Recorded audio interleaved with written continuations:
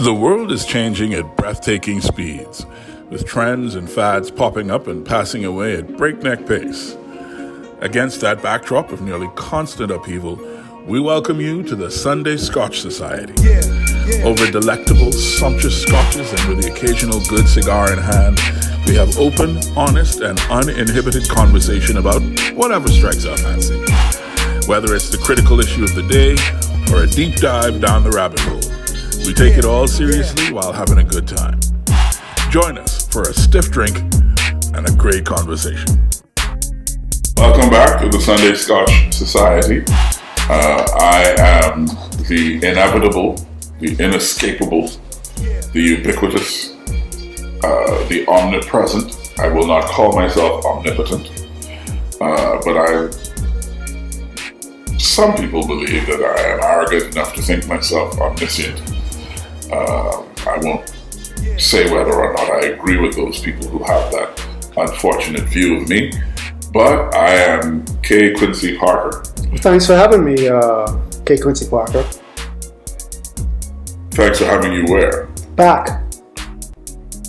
What are you talking about? There's been an episode or two where I've been missing. Yes. The voice that you are hearing is, of course, that of my co-pilot, partner in crime, His Excellency Matthew B. Kelly. Good day. Matthew and I are particularly excited about today here on the Sunday Scotch Society. We have a guest. I was, until she was frowning at me. She's just jealous because you're still eating. We have a guest that we've been searching high and low to get on the show. And now that we have her trapped with us,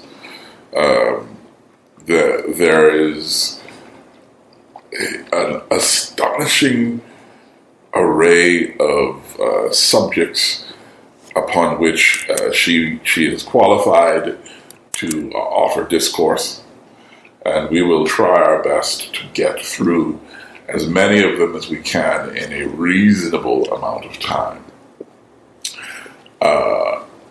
The guest on today's show will wait for the traditional opening moments in which we discuss what is the drama of the day. And today's drama is especially delightful. The Macallan 12-year-old double cask single malt Scotch. The history in this bottle is incredible. I will tell you some of the story, I suppose, as we go through. But the most important thing is not the story, but the whiskey itself. And as such, I will do the thing, and we will sally forth on our journey with the Macallan. We will also, in due course, be trying the Sherry O'Grange and some of the other more exclusive bottles of the Macallan throughout the course of the next few months. Matthew did interesting flourish with his fingers, forgetting for a moment that we're an audio medium at the moment.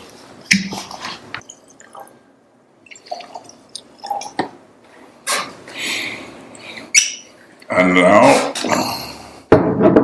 for the first, even before we begin with the nose, the aroma in the room has already been significantly altered just by pouring this Scotch.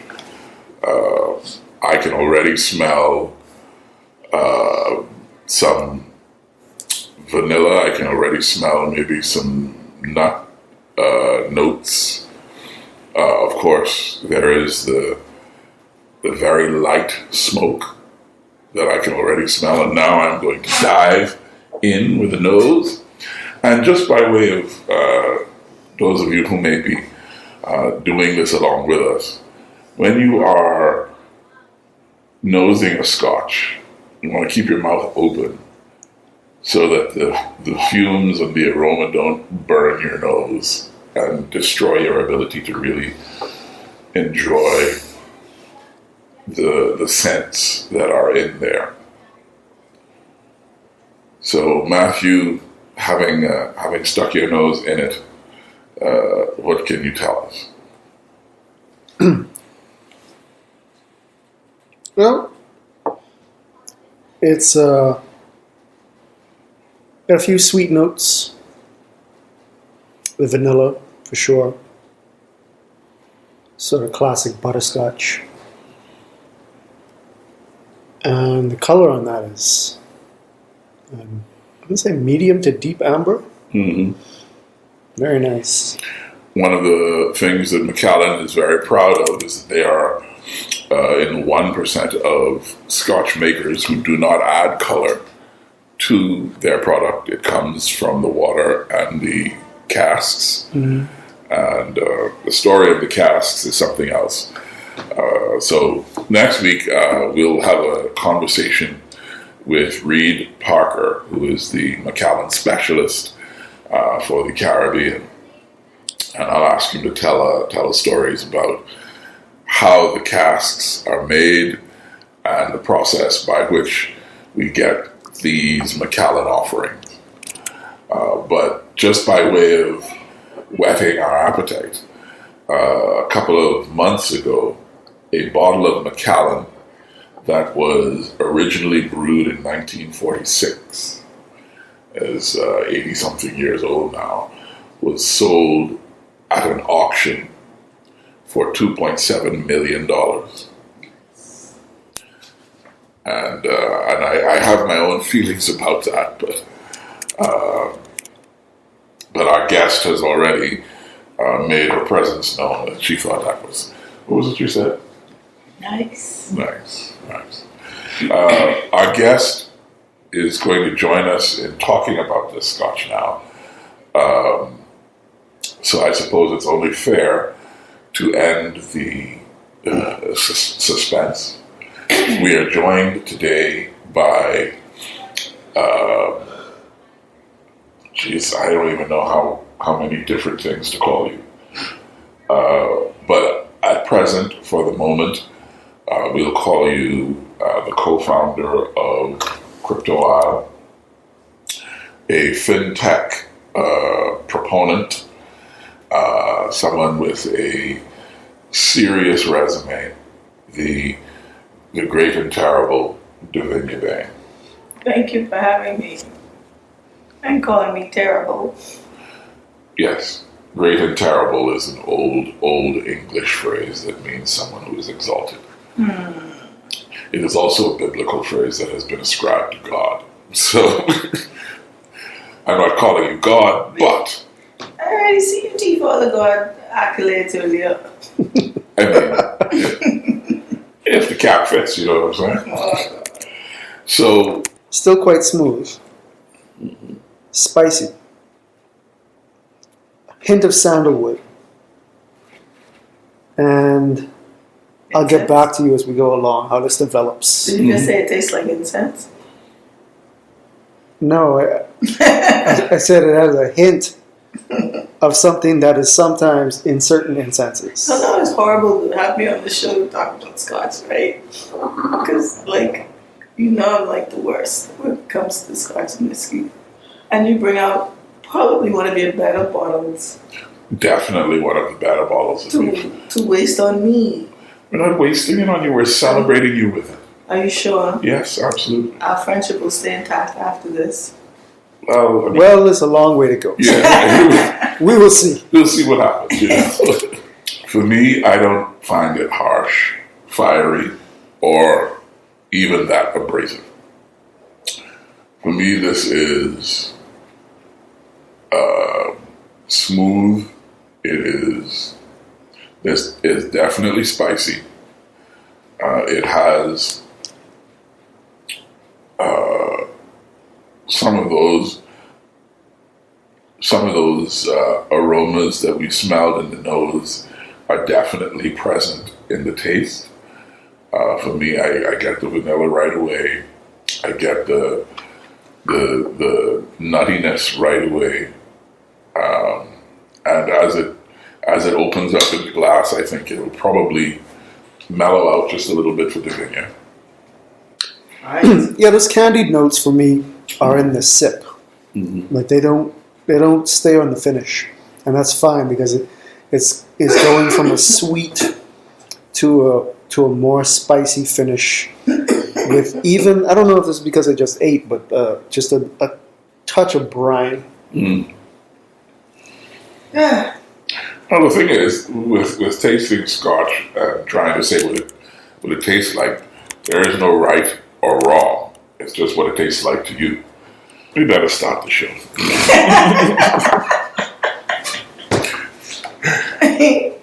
I love you both. Speaking of being into something, then I'm sure you have something that you're into that someone such as myself would be like, you are into this, you're taking this too serious. What would that be? That you don't know, that's a lie. I didn't say I don't know. I said I don't know. Oh, okay, so sorry, my bad. Things that I am too serious about. And there are many. And that's the problem. My work. I'm very serious about my work. Mm. And by that I mean my life's work. And what is your life's work, David? My life's work is very broadly economic development. So that is, as you quite rightly say, very broadly.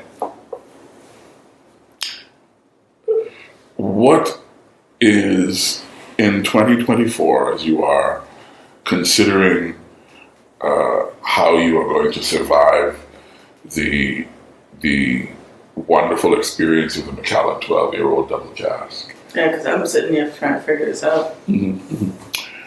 But you live in the Bahamas at the moment. You have lived elsewhere in the world. You have traveled to a number of places and seen and done quite a bit. So, as a person whose life's work, in your own words, is economic development, where would you say the Bahamas is right now if you had to create a scale for economic development to be measured on? Very interesting question. Q Parker. That's the Scotch kicking in by the way now. Okay. Yeah.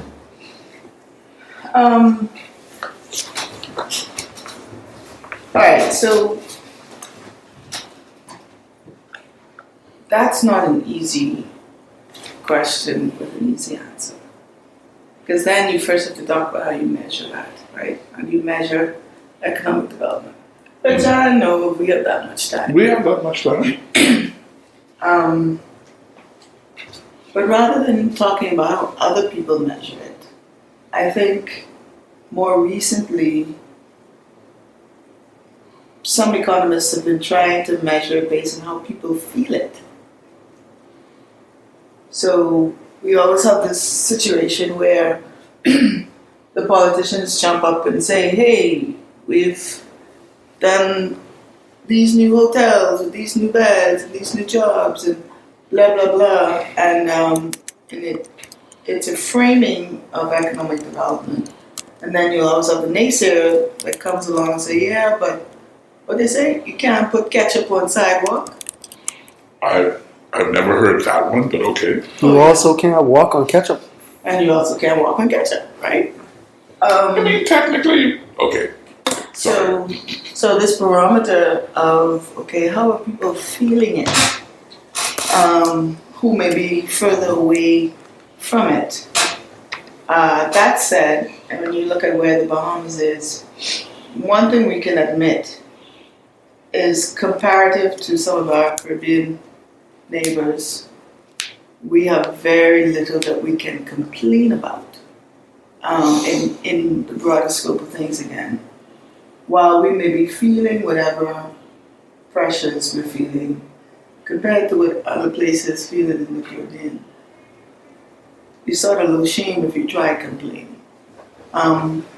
For example, we often compare to Haiti, where maybe but 5% of that economy are relatively comfortable. 1% is extremely comfortable, and the rest may be in extreme discomfort. So the disparity spread is not that great here compared to Haiti. Compared to other places, no. Okay. We have we've always had a significant middle class. I don't know, based on any real data, how that's changed, if it's widened or shrunk. I don't know. But so if I had to put us on a scale among our Caribbean counterparts, I would say we have to admit that we're among the top. Our journey has definitely been among the top, and our absolute or our static position right now is also among the top. Globally, I don't have a clue. That's way more brain work than someone who just had a sip of Macallan can do. Well,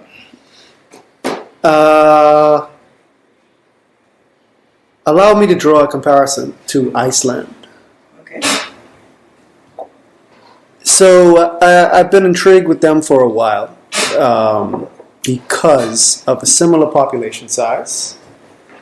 They're an island, but obviously the history is very, very different. And so the economic systems and impacts of various policies, I think it would be an instructive, if not fair, comparison between the Bahamas and there. To just see, like, okay, what is the wealth disparity like there? What is the economic spread? You know, we have tourism dominating what we're doing. They have tourism just sort of coming up, and they want to develop it some.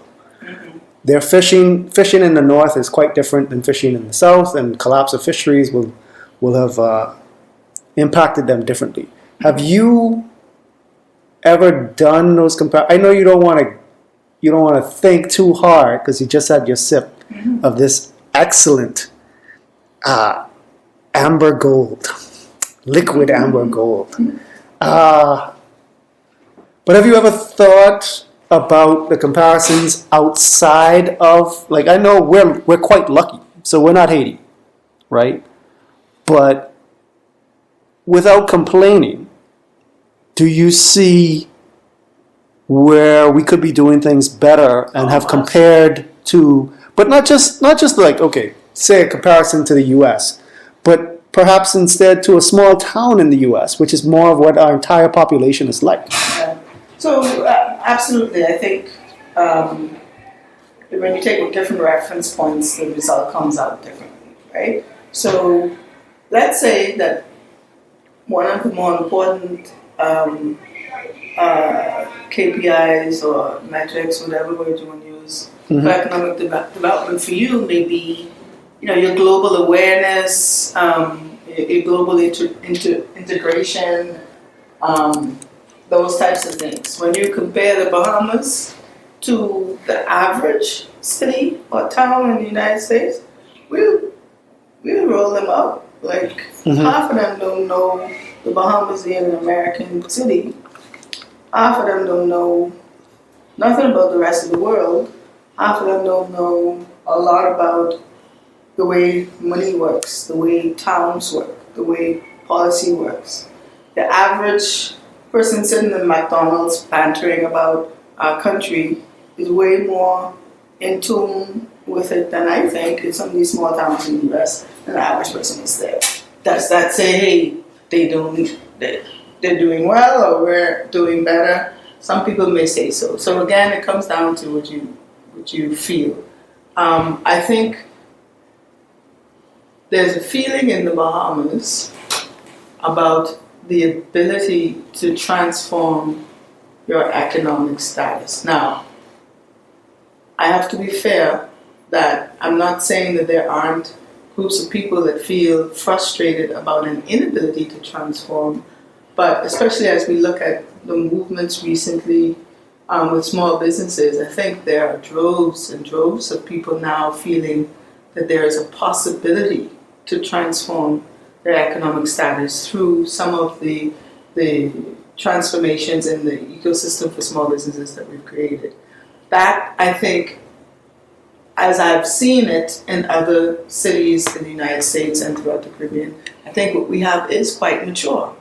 What's missing, maybe compared to the very advanced cities, like we are not a Silicon Valley type city, but the economic tools that we have available to small business in the Bahamas may be what you have available in the average Hickville city in Minnesota, because we've been deliberate with it. They've been deliberate with it in the very populated areas.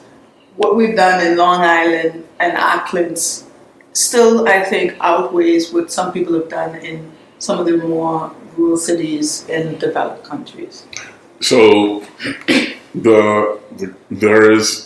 like the fact that you bring to consciousness the idea of how people feel, as opposed to what the numbers may say. Because, of course, numbers can be interpreted in any number of different ways. Circular definition. Fun. There's a thing called the misery index, right, which is technically the sum of unemployment and inflation, right? And in the Caribbean, of course, the misery index is incredibly high because of high unemployment and high inflation.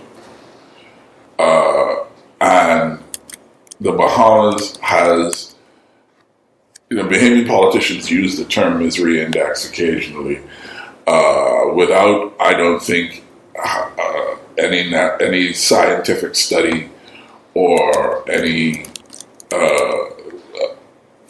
objective research to try to quantify what that number might be. But for all that you have said, would you say, given everything that you said just now, would you say the average Bahamian feels, to use your phrasing, like they could transform their economic circumstances, given the state of whatever the overall economic development in the Bahamas is right now? Again, it's a very risky question, and I'm going to be courageous and answer the way I feel, and then we just welcome opposition when it comes. But yes, let's look at it. Like I mentioned already, the opportunities available and the changes created for the average person to start a business. Let's look at the changes created for the average person to get a tertiary education. Like, UB is free, even if you don't have good grades, which some people, weren't too happy with. But you could have less than average grades and get a college degree for free. So if any child right now is desirous of a college degree and they're not getting it, then the failure at that point is not on the ability to afford it, it's on our ability to get them through high school well, which is our failure for not getting them through primary school well, which is likely our failure for what we did while they were in kindergarten, right? So it's a collective failure that we all have to figure out how we fix. But for those who actually got through high school and they have some sort of a baseline, those people now have a real opportunity that, frankly, they didn't have before because they had to go to work, right? There's some basic changes, that we can't ignore. Yes, we have our inflation and all that sorts of stuff, but at the same time, we have never had downtown filled with the cruise ships the way we've had. I'm here every day, and before time I would have been missing it, but there is an energy as you drive through downtown every day.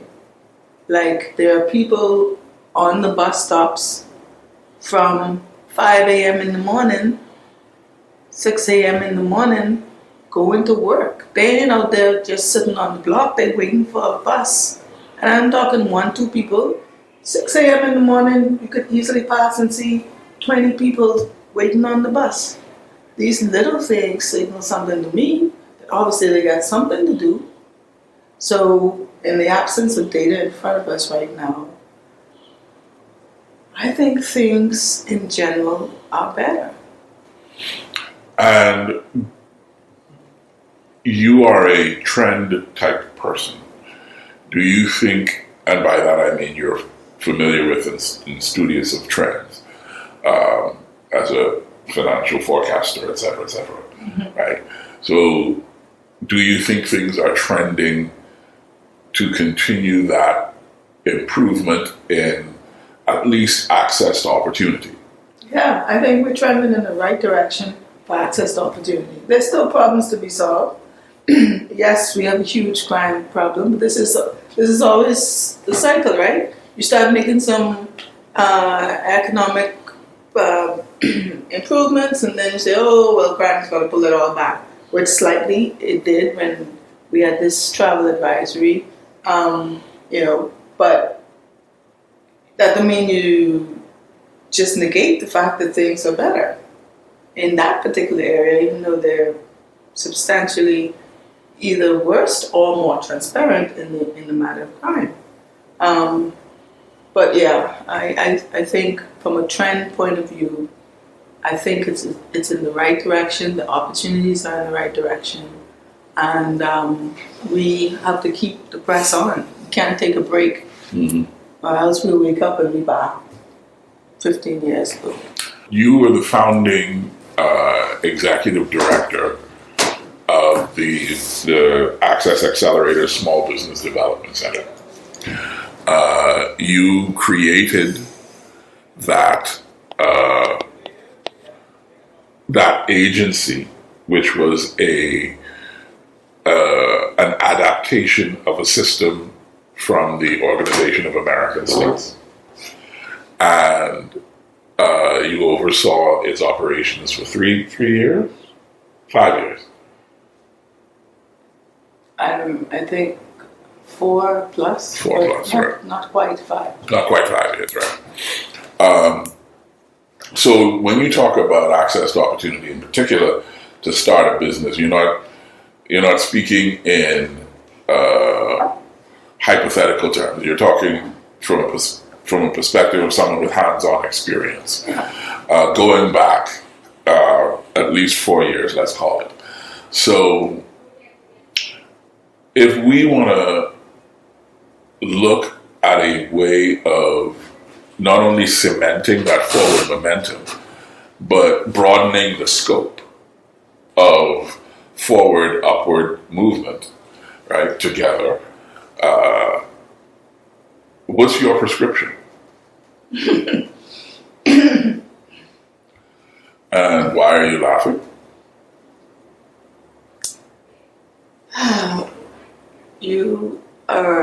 You're a very gutsy interviewer. You must have a lot of courage to ask me that question. Number one, it's a conversation, not an interview. And number two, yes, I am fueled by Macallan 12-year-old double cast.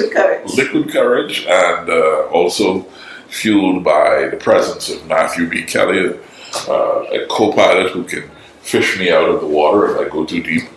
And fueled by, what is it? Matthew, why are you moving away? Matthew, why are you backing away? For fun. I actually would like Matthew to answer it first. I promise. Obviously, I will answer, and I will answer with the answer that's already in my head, so I'm not going to adapt my answer post Matthew's. But Matthew, I would love to hear your answer first. Because Matthew, of course, is Yeah, he's a business development a similar business and storyteller himself. So I'm not going to steal your thunder. Come on, man, dude. Here's my reasoning, right? for not stealing her thunder, or Yeah. Because on a serious note, the listener is going to hear from me over and over and over again, right? And I'm glad, I'm happy to engage with you on your ideas, etc. But I'm not. This is for you. You take this one, right? That said, I will preface whatever you're going to say with this. There's no one way of thinking about this. Things change on the ground every day. And to ask for a straight up prescription is asking for a lot of pushback because you're going to have to simplify. So that's the life raft that I'm throwing to you. and I'm catching that life raft and destroying it because I would like to hear the unreserved, unvarnished, unlife rafted. Okay, you're asking her. I'm going to beat this a little bit, right? Because you're asking her from what perspective, right? From where she is now, what she thinks could be done with the pressure and influence that those in the room have, which is very different to if she was prime minister, which is very different to, if you got the heirs of cabinet, like I'm just saying, the perspectives here can be very different. Like, are you asking for the wave the wand prescription? That said, let me answer. Because you've rightly started the proper preamble, which is the prescription cannot be singular. Like this singular malt Scotch, whatever that is that he told me at the beginning. I don't remember the explanation since 5 minutes ago.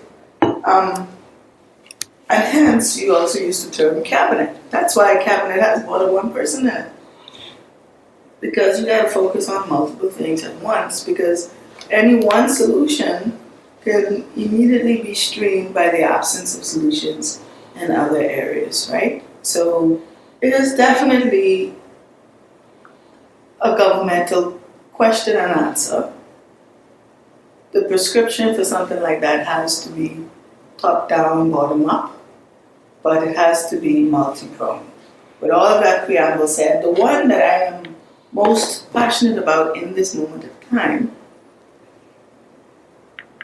is dumb money. I just learned this term at the end of last year.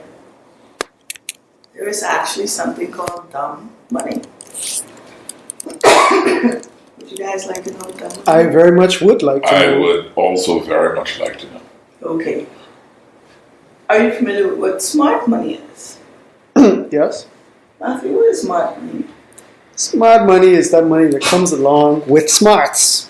I.e., people don't just give it to you and run away.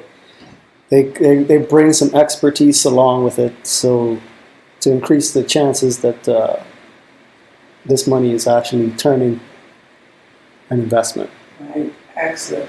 So smart money is a very important piece of the puzzle that we spoke of earlier for these new entrepreneurs who feel like they have lots of access to opportunity because we've introduced some smart money into the system. However, smart money has to be in an ecosystem alongside dumb money. Dumb money is the money that people knowingly invest or invest knowing that it may actually disappear.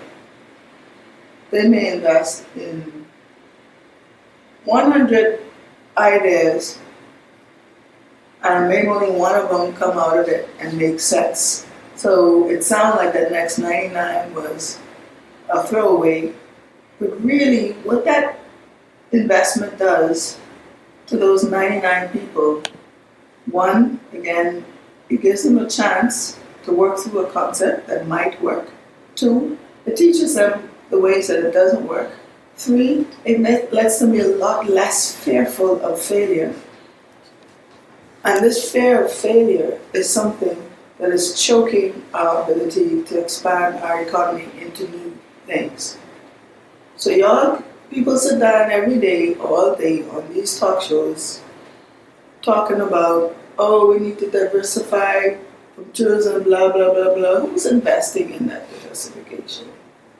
Where is the dumb money for someone to go and try out whether you could grow a light bulb from sand?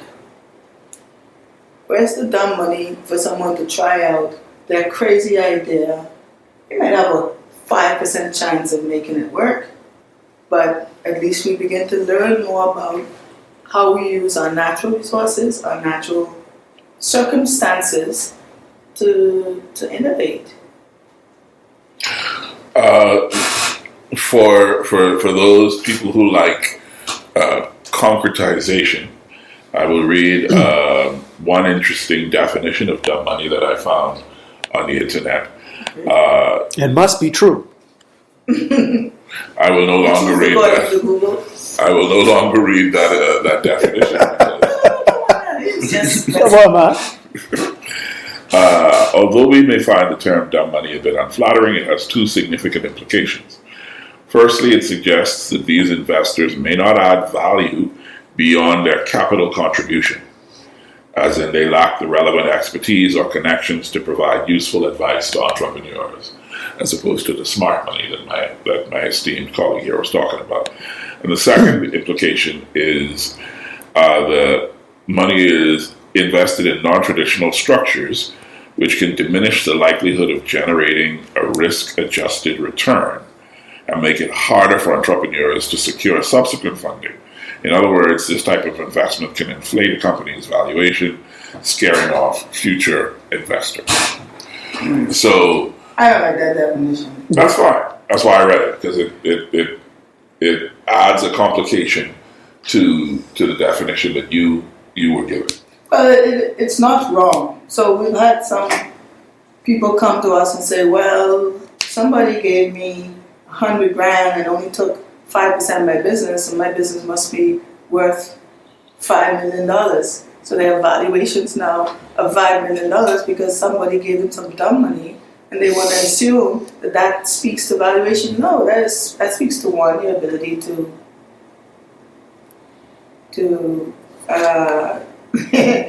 to speak fluff fluently, and then two, that speaks to their ability to take a chance on you because, they must have had some excess capacity.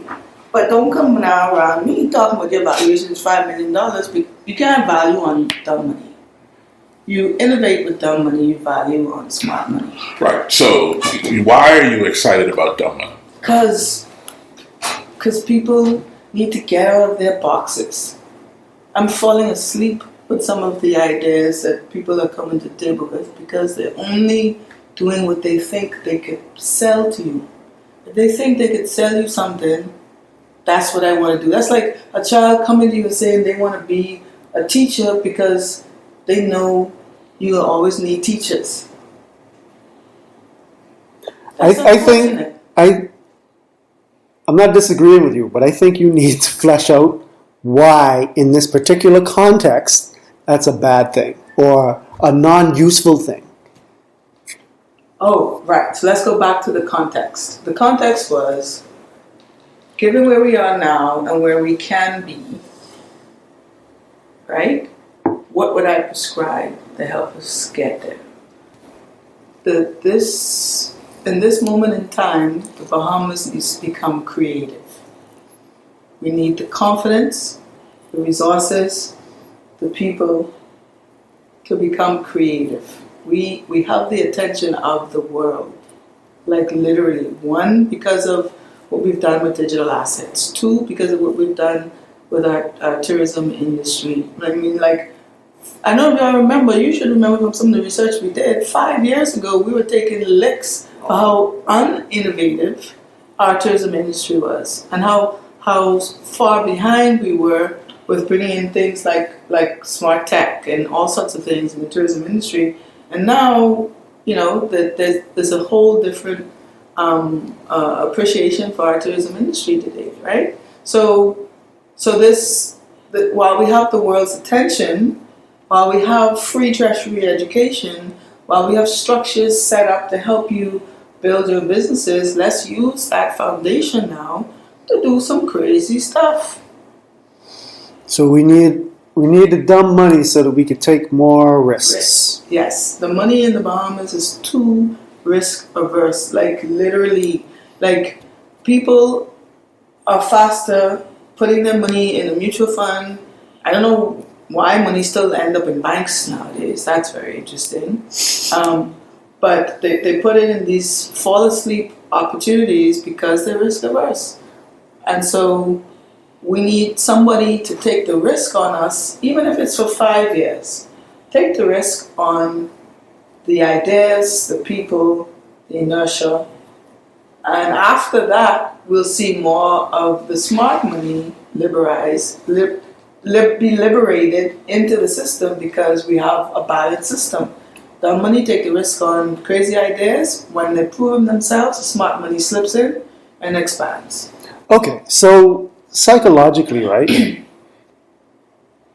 I don't think there's anything wrong with humans taking the signals of what's around them and being risk averse. Conversely, if the signals are proper, then you could do the creative things, you could take more risks, etc., right? But if you don't feel safe, you're naturally going to be more risk averse. So I am going to put it to you that perhaps a lot of people don't feel safe. And I want to know from you, where is this money that has enough buffer to feel safe? Where's that money coming from? Who can take that chance? Because it's not going to be me at the moment, right? I have certain priorities, and a lot of people do, and a lot of people are, we used the word average earlier, I assume to mean common, but we all know the technical term, what that means. Well, most people are going to be below average. So it ain't those people. Who in the above average state is it going to be? Is it going to be expats? Is it going to be that the government can get another $500 million loan from the IMF for it? Like, that's definitely not dumb money. Institutional money. Well, this is what I'm saying. Like, I don't disagree with you, but I think that the math works out that the majority of the population is not in this conversation. By definition of where they are on the income scale, mm-hmm. and what they could risk. So where is the dumb money coming from? Who is the dumb money coming from? Yeah. Very, very, very good questions. I would also, as you were thinking, I would like to separate those questions. Okay. Matthew asked who, and I asked where. And while it may seem like the same question, as I was listening to the questions, I realized it's actually two separate questions. Yeah. Technically, people with excess returns, especially, or entities with excess returns, especially at certain levels of their growth cycle, set aside funds for different levels of risk. Mm. I mean, almost every investment portfolio has a spread on risk. Right. What I'm suggesting is the 5% on a conservative portfolio, let's say 3% of it is set aside for something with a slightly higher risk portfolio. That 3% influent to the Bahamas. meaning the local portfolios that may be conservative with a 3%, 3 to 5% range for something that's less risk averse, somehow we're not getting it. Those who are balanced, they may have, but say 5 to 10% that's risky. For whatever reason, the average person ain't getting access to that. And those who listen, I'm early in my game, and I want high returns, so I'm gonna have a larger bucket for risky investments. I'm suggesting that the handful of people we let hold our money are not reinvesting the risky part of the portfolios back into the Are average you people. suggesting that the people who are handling this money have an accountant mentality? No, I'm suggesting that they're investing in the same people. So it's not risky. The last time you gave an investment from your investment bank was to the same couple of families, but because it's in the class of private equity, you call it risky. Ain't no risk there because you've been giving it to these families all along, so you know what their risk profile is based on their performance. So you haven't taken a risk.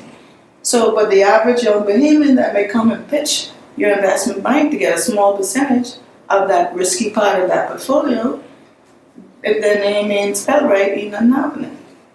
So I'm suggesting that the guards are not truly investing those pieces of that portfolio in ways that could do us all benefit.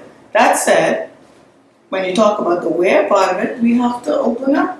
The central bank did an amazing thing. We could bring in up to $5 million of investment with way less friction than before. We need to stop shopping for money in the Bahamas and tell the local investors, see us produce, and then they get jealous. So that brings me to Okay. another question. Yeah, you're too slow, man. I got there first. Apparently so. Go ahead. That's fine. You're talking about Time for everything.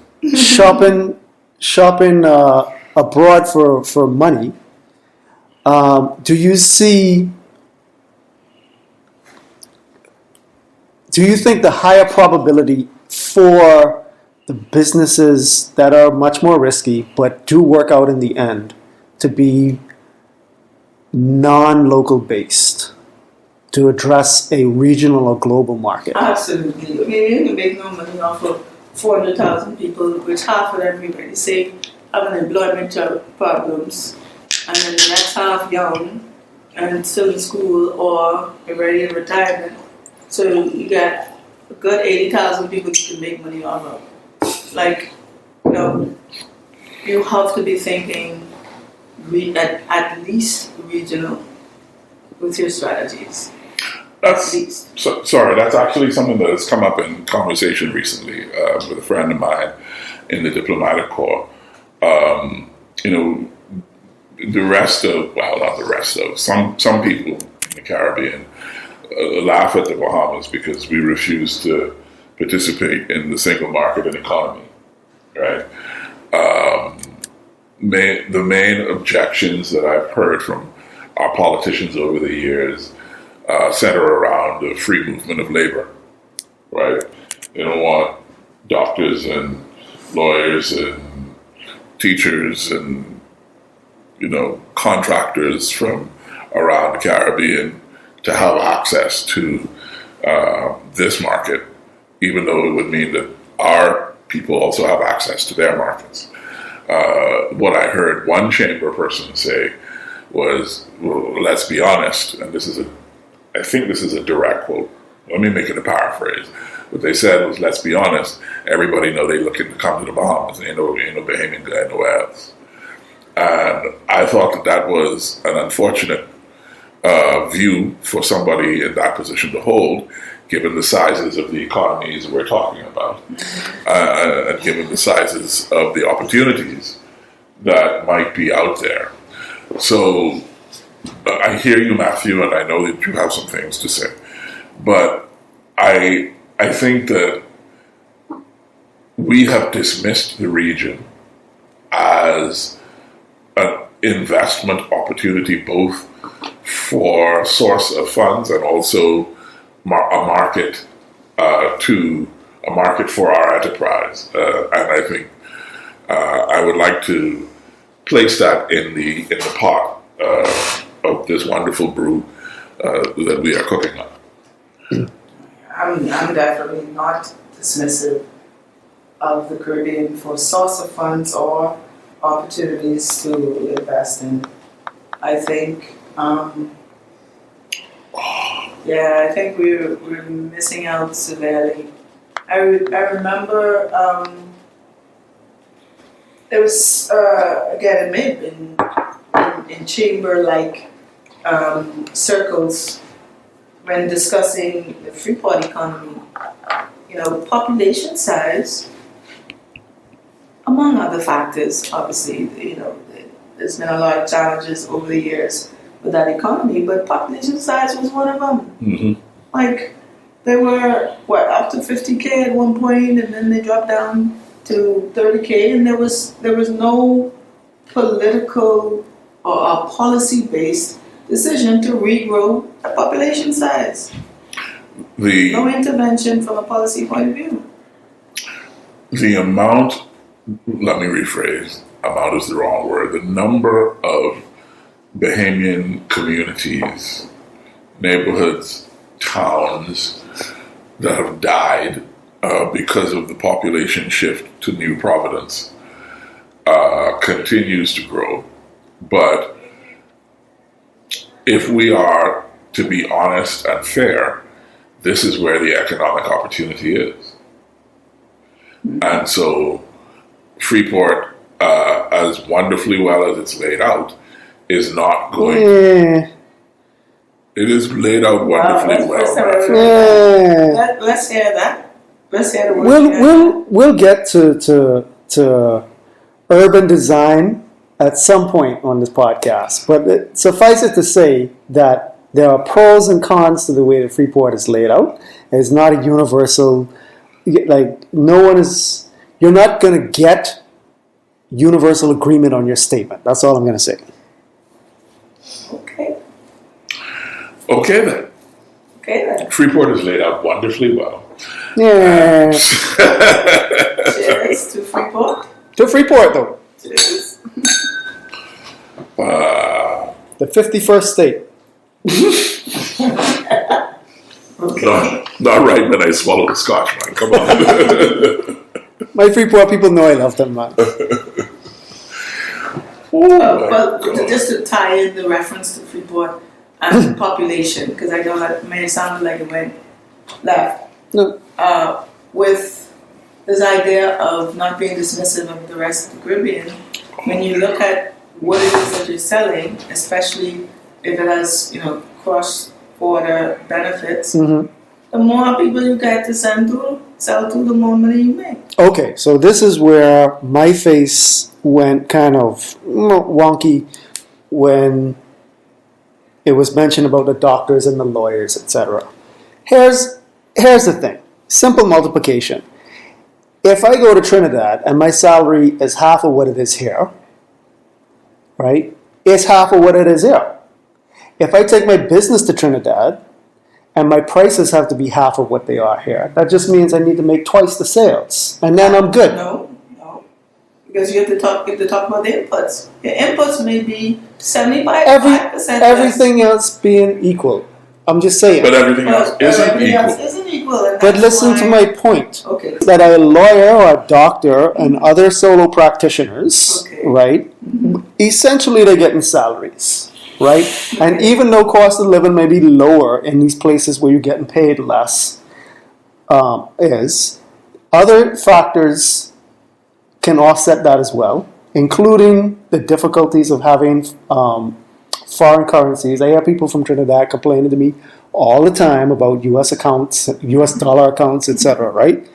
But if all else is equal, and I'm being paid less, But if my market is expanding and my company is making more sales, that's a difference. So what I'm saying is you can't just have one yardstick for all quote unquote businesses. It really depends on the model. Yeah, I agree with that. And if we did have an open economy, right? The example isn't flawed after all.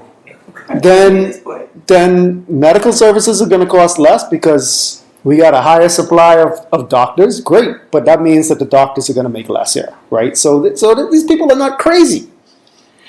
Well, They may be short-sighted, though. I do not disagree with that. again, from a point of policy, we've been short-sighted because, okay, so lawyers and doctors make less. Like, how much else is a lawyer and doctor anyway? Yes, 40,000 people living here. We can't make a policy on 900 lawyers and doctors. We can't make a policy on the average person. Industry by industry, worker class by worker class. The only reason I don't disagree with that, Matthew, but the reason I brought it up was because we, as a community, as a society, as a country, are not even willing to have the conversation. Yeah, that's silly. And to me, that's part of the challenge of when Davinia says we have to open up for sources of dumb money, for instance. We can't even talk about free movement of labor between us and other successful economies in the region. Yeah. And we're going to thank Davinia for her time with us there. We'll pull a stop here for the Guardian Talk Radio audience because we only have an hour with them.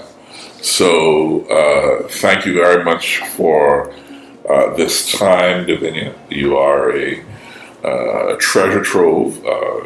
Delighted to talk to you. Matthew, you have any words for 19? Other than thank you, no. And the Scotch, the beautiful Scotch.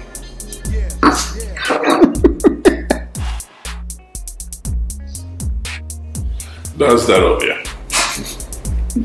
See you. See ya.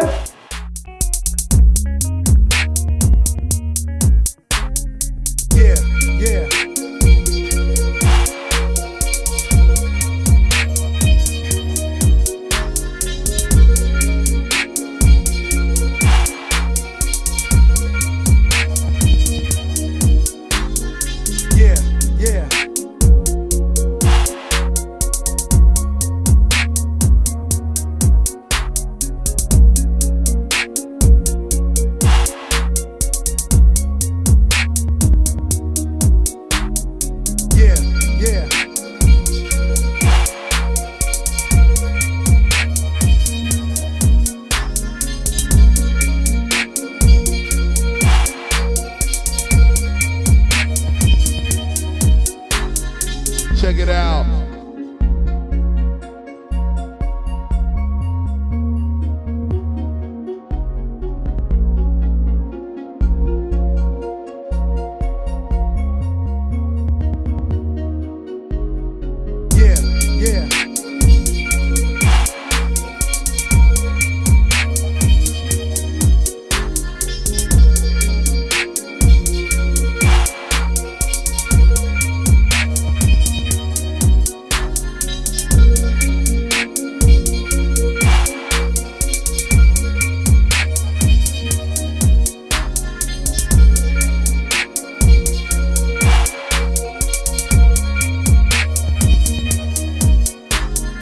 Check it out.